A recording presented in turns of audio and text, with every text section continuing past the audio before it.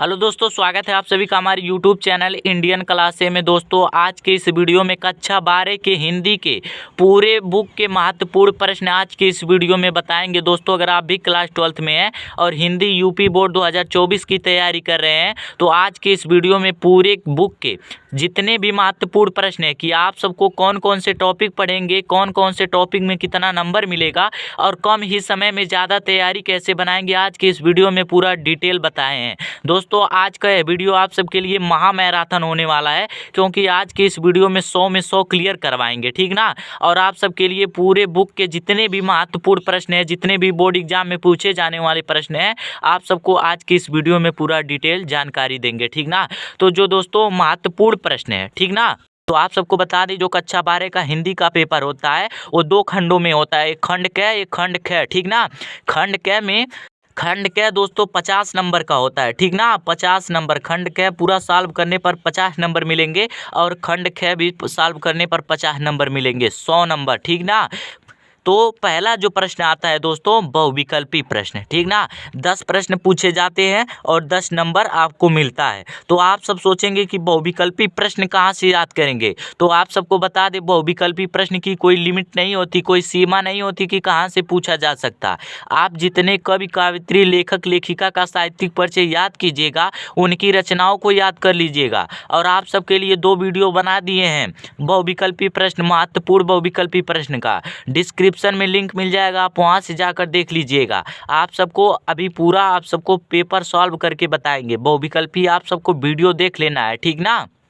उसके बाद से दोस्तों जो दूसरा प्रश्न होता है गद्यांश पर आधारित प्रश्न, ठीक ना, कि जो गद्यांश पर आधारित प्रश्न पूछा जाता है ये 10 नंबर का होता है, ठीक ना। 10 नंबर ये आपको गद्यांश मिलेगा। गद्यांश में कुछ रेखांकित अंश रहेगा, ठीक ना, उसका व्याख्या करना होगा। उसके बाद से उसमें 3-4 प्रश्न और पूछे जाएंगे, उसका जवाब देना होगा। 5 प्रश्न पूछे जाएंगे, 5 प्रश्न का जवाब देंगे, आपको 10 नंबर मिल जाएगा गद्यांश पर आधारित प्रश्न, ठीक ना। तो आपको ज़्यादा नहीं याद करना है, आपको केवल 3 पाठ याद कर लेना है। पहला है राष्ट्र का स्वरूप, और दूसरा है अशोक का फूल, और तीसरा है हम और हमारा आदर्श, ठीक ना। ये 3 पाठ अगर आपने याद कर लेते हैं, आप सबको बता दें, राष्ट्र का स्वरूप डॉक्टर वासुदेव शरण अग्रवाल द्वारा लिखित है, और अशोक का फूल के जो लेखक हैं वो आचार्य हजारी प्रसाद द्विवेदी है। हम और हमारे आदर्श के जो लेखक हैं वो हैं डॉक्टर APJ अब्दुल कलाम। आपको 3 पाठ याद कर लेना, इससे बाहर कुछ नहीं आएगा, ठीक ना। राष्ट्र के स्वरूप में कहीं पे राष्ट्र का वर्णन हुआ रहेगा या फिर कहीं पे पृथ्वी का वर्णन हुआ रहेगा। अशोक के फूल में फूल का वर्णन हुआ रहेगा, कांटा का वर्णन हुआ रहेगा। और हम और हमारे आदर्श में युवा जीवन को प्रेरित करने की बात कहीं ना कहीं पर कही गई होगी। तो इस तरीके से आप कर सकते हैं। उसके बाद से तीसरा प्रश्न जो होता है पद्यांश पर आधारित प्रश्न, ठीक ना। पद्यांश पर जिस तरीके से गद्यांश पर आधारित प्रश्न आएगा उसी प्रकार से आपके बुक से पद्यांश पर आधारित प्रश्न आएगा। ये भी दोस्तों 10 नंबर मिलेगा, 5 प्रश्न सॉल्व करने पर 10 नंबर मिलेगा। इसमें दोस्तों आपको केवल 3 पाठ इसमें भी याद करना है। पहला है पवन दूतिका, दूसरा है श्रद्धा मनु, तीसरा है नौका विहार, ठीक ना।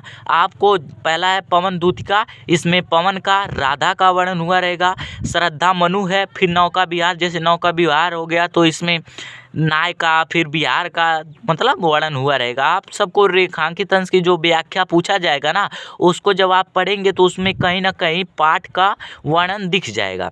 तो इस तरीके से आप लिख देंगे तो आपको 10 नंबर पद्यांश पर आधारित प्रश्न पे क्लियर हो जाएगा। उसके बाद से दोस्तों जो चौथा प्रश्न है लेखक का साहित्यिक परिचय, आप सबको बता दिए गद्यांश पर आधारित प्रश्न, पद्यांश पर आधारित प्रश्न और सब टॉपिक पर एक एक वीडियो मैंने बना दिया है। डिस्क्रिप्शन में लिंक मिल जाएगा, वहां से जाकर देख लीजिएगा। ये रेखांकित अंश की व्याख्या करने को एकदम आसान तरीका बताए हैं, ठीक ना। उसके बाद से चौथा जो है लेखक का साहित्यिक परिचय, लेखक कौन कौन से लेखक का साहित्यिक परिचय पूछा जाएगा। तो 2024 के बोर्ड एग्जाम में 2 ही लेखक का साहित्यिक परिचय आपको याद कर लेना है। पहला है वासुदेव शरण अग्रवाल, वासुदेव शरण अग्रवाल का साहित्यिक परिचय याद कर लीजिएगा। दूसरा है आचार्य हजारी प्रसाद द्विवेदी, ठीक ना। केवल 2 आपको लेखक का साहित्यिक परिचय याद करना है। पहला है वासुदेव शरण अग्रवाल, दूसरा है आचार्य हजारी प्रसाद द्विवेदी, ठीक ना। अगर आपने 2 लेखक का साहित्यिक परिचय याद कर लेते हैं, ये भी 5 नंबर पूछा जाता है, ठीक ना। उसके बाद से दोस्तों कवि का साहित्यिक परिचय, आपसे लेखक का साहित्यिक परिचय पूछने के बाद से कवि का साहित्यिक परिचय पूछा जाता है। ये भी 5 नंबर का टॉपिक होता है, ठीक ना। उसके बाद से इसमें आपको केवल तीन याद करना है साहित्यिक परिचय। पहला है महादेवी वर्मा, दूसरा है जयशंकर प्रसाद, तीसरा है मैथिली शरण गुप्त। कवि काव्यत्री में केवल आपको 3 याद करना है। मैथिली शरण गुप्त हो गया, जयशंकर प्रसाद, महादेवी वर्मा, 3 आप याद कर लेते हैं तो जान लीजिए कवि का साहित्यिक परिचय में भी 5 नंबर क्लियर कर लेंगे आप, ठीक ना। फिर छठवां प्रश्न जो होता है दोस्तों, कहानी का उद्देश्य पूछता है इसमें, कि कहानी का उद्देश्य या फिर कहानी का सारांश पूछता है। 5 नंबर का होता है, इसमें आपको ज़्यादा नहीं याद करना है। पहला है पंचलाइट कहानी का सारांश याद कर लीजिएगा। बहादुर कहानी का सारांश याद कर लीजिएगा। 2 कहानी का सारांश याद कर लेते हैं तो 5 नंबर इसमें भी क्लियर हो जाएगा, ठीक ना। फिर दोस्तों 7वां क्वेश्चन जो पूछा जाता है, खंड काव्य के आधार पर प्रश्न। खंड काव्य के आधार पर प्रश्न पूछा जाता है। जैसे खंड काव्य में हो गया मुक्ति के खंड काव्य हो गया, त्यागपति हो गया, रसमरथी हो गया, ठीक ना, आलोक विरित हो गया। तो 6 से 7 जो खंड काव्य होते हैं दोस्तों, इस आप सबको बता दें कि हर एक जिले में अलग अलग खंड काव्य पूछा जाता है। आपको गलती नहीं करना है कि कोई एक खंड काव्य याद कर लेंगे, ठीक ना। आप यूट्यूब पर जाकर सर्च कीजिएगा कि क्लास 12th हिंदी में कौन सा खंड काव्य किस जिले में पूछा जाता है। वहाँ से जाकर आप हमारे वीडियो पे कमेंट कर सकते हैं। आप सबके लिए जो खंड काव्य होगा उसका वीडियो बना देंगे। जैसे त्यागपति खंड काव्य हो गया तो ये महाराजगंज चलता है, उसके बाद से प्रयागराज चलता है, ठीक ना, इस तरीके से चलता है। तो सब जिले में अलग अलग चलता है, तो आप लोग कमेंट करके बता सकते हैं, मैं आप सबके लिए वीडियो बना दूंगा। तो दोस्तों इस तरीके से 7 क्वेश्चन खंड क में पूछे जाते हैं। तो अगर आप 7 क्वेश्चन को हल करेंगे तो आपका 50 नंबर क्लियर हो जाएगा, ठीक ना। उसके बाद से दोस्तों खंड ख पूछा जाता है। तो दोस्तों खंड ख में भी 50 नंबर मिलने वाला है, ठीक ना। अगर आप इसी तरीके से जैसे खंड क सॉल्व किए, खंड ख सॉल्व करेंगे तो उसमें भी आपको 50 नंबर क्लियर होगा। तो आप सबको बता दें खंड क में जो पहला प्रश्न अर्थात 8वां प्रश्न जो आता है वो संस्कृत गद्यांश से आता है, ठीक ना। आप सोचेंगे हिंदी का प्रश्न है तो संस्कृत क्यों आएगा, तो दोस्तों आप सबको बता दें हिंदी में संस्कृत होता है, ठीक ना, तो संस्कृत भी पूछा जाएगा। तो संस्कृत में जो पहला है संस्कृत गद्यांश, ठीक ना, तो संस्कृत गद्यांश आपको मिल जाएगा। उसमें आपको क्या करना है, केवल किस पाठ से आया है उसका संदर्भ लिखना रहेगा और हिंदी में अनुवाद करना रहेगा। संस्कृत को हिंदी में अनुवाद करना रहता है। आपको केवल 3 पाठ याद करने हैं। पहला है संस्कृत भाषायाम महत्तम, दूसरा है महामना मालवीय, तीसरा है जातक कथा, ठीक ना। केवल 3 पाठ दोस्तों अगर आप क्लियर कर लेते हैं, ये भी 7 नंबर का टॉपिक होता है, ठीक ना, तो 7 नंबर आपका क्लियर हो जाएगा। उसके बाद से दोस्तों जो 6वां प्रश्न होता है संस्कृत पद्यांश, ये 8वां में 2 प्रश्न आते हैं, एक क एक ख, ठीक ना। तो कैवा तो गद्यांश आता है और खैवा में संस्कृत पद्यांश आता है। ये भी दोस्तों 7 नंबर का होता है। इसमें भी आपको केवल संदर्भ लिखना रहेगा और रेखा, उसके बाद से हिंदी में अनुवाद करना रहेगा। संदर्भ का मतलब किस पाठ से है, पाठ का नाम लिखिए और संस्कृत को हिंदी में अनुवाद कीजिए।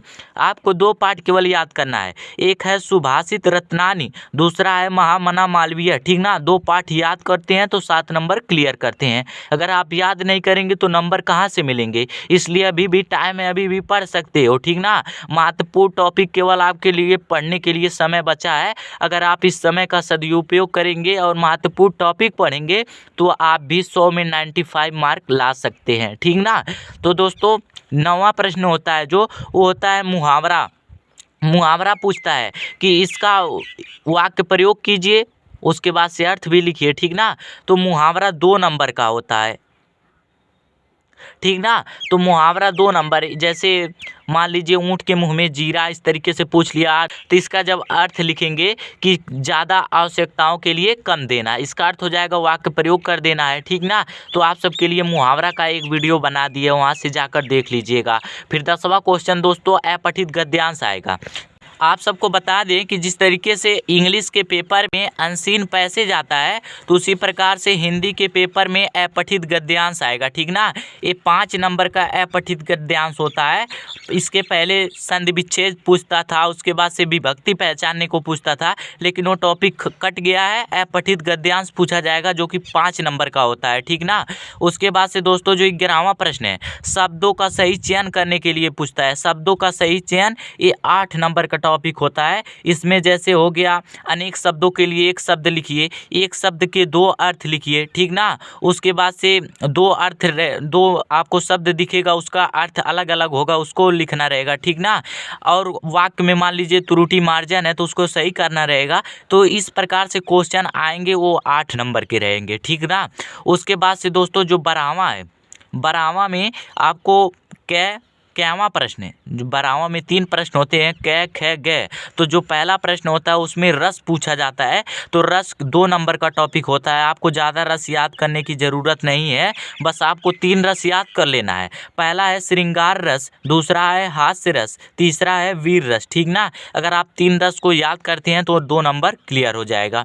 उसके बाद से ख्यामा जो है, अलंकार पूछा जाता है, ये भी 2 नंबर का पूछा जाता है। सब फिक्स टॉपिक है, हर साल पूछे जाने वाले हैं, ठीक ना। अलंकार में केवल आपको 3 अलंकार याद कर लेना है। पहला है उपमा अलंकार, और दूसरा है रूपक अलंकार, और तीसरा है श्लेष अलंकार, ठीक ना। 3 अलंकार अगर आप याद करते हैं तो आप ना। छंद 2 नंबर का पूछा जाता है, इसमें भी आपको ज़्यादा याद करने की ज़रूरत नहीं है। एक चौपाई छंद याद कर लीजिएगा, रोला छंद याद कर लीजिएगा, सोठा छंद। आप सबको रस, छंद, अलंकार में केवल 3 टॉपिक पढ़ लेंगे तो 6 नंबर पूरा फिक्स है, ठीक ना। एक भी नंबर नहीं कटेंगे। उसके बाद से जो 13वां प्रश्न आता है दोस्तों, वो पत्र लेखन आता है कि आपको पत्र लिखना रहता है। उसमें 6 नंबर आपको मिलेंगे अगर आप पत्र सही क्रम से लिखेंगे। तो पत्र में आपको ज़्यादा नहीं, अगर आप 2 पत्र याद कर लेते हैं 2024 के बोर्ड एग्जाम के लिए तो बहुत ही महत्वपूर्ण होगा, ठीक ना। पहला है मोहल्ले की सफाई के लिए पत्र। तरह तरह से क्वेश्चन आ जाएंगे, घबराने की ज़रूरत नहीं है कि मोहल्ले की सफाई है तो स्वास्थ्य अधिकारी को पत्र लिखिए, मोहल्ले की सफाई और जिला पंचायत को लिखिए, तो मतलब क्वेश्चन बदल कर आ सकता है, ठीक ना। फिर दूसरा है बैंक के शाखा प्रबंधक को व्यवसाय के लिए पत्र, ठीक ना। जो बैंक के शाखा प्रबंधक होते हैं उनको व्यवसाय के लिए कोई पत्र लिखिए। उसके बाद से 4वां क्वेश्चन जो होता है निबंध, ये 9 नंबर का टॉपिक होता है। और आप सबको बता दें दोस्तों, ये पूछा जाता है कि आप निबंध लिखिए अपने भाषा शैली में, मतलब कि एकदम आसान भाषा में निबंध लिखिए, 9 नंबर मिलेगा। तो इसमें केवल आपको 4 याद करना है। पहला है बढ़ती जनसंख्या, दूसरा है मेरे प्रिय कवि पर याद कर लीजिएगा, और तीसरा है बेरोजगारी के कारण और निवारण। इस ऐसे भी पूछा जा सकता है, बेरोजगारी की समस्या और समाधान पर निबंध लिखिए। और चौथा है पर्यावरण प्रदूषण। अगर आप 4 निबंध याद कर लेते हैं तो इसमें भी 9 नंबर आपका क्लियर हो जाएगा। तो दोस्तों आप सबको बता दें, जो हिंदी का पेपर होता है 14 प्रश्न पूछे जाते हैं, 100 नंबर में मिलता है। तो हर एक टॉपिक पे आप सबको बता दिए कि कौन कौन सा टॉपिक पढ़ना है, और सभी टॉपिक पे मैंने एक वीडियो बना दिए हैं। आपको डिस्क्रिप्शन में लिंक मिल जाएगा, वहाँ पर जाकर आप आसान भाषा में देख सकते हैं। क्योंकि दोस्तों एकदम आसानी से हर एक टॉपिक को एकदम सॉल्व कराए हैं, क्योंकि अब ज़्यादा समय नहीं बचा है, बोर्ड एग्जाम का टाइम टेबल भी जारी हो गया है और आप सबको कम ही समय में ज़्यादा पढ़ाई करनी है। तो केवल अब आपको महत्वपूर्ण प्रश्न पढ़ने होंगे, ठीक ना, क्योंकि समय ज़्यादा नहीं बचा है। तो दोस्तों उम्मीद करता हूँ ये वीडियो आपको पसंद आया। अगर वीडियो पसंद आया तो लाइक कर दीजिएगा, मेरे चैनल पे नए आए हो तो मेरे चैनल को सब्सक्राइब कर दीजिएगा, क्योंकि इस तरीके से आपको हर रोज़ एक नए वीडियो मिलता रहेगा। आप सबके लिए वायरल पेपर, मॉडल पेपर हर रोज़ नए सॉल्व कराते रहेंगे, ठीक ना।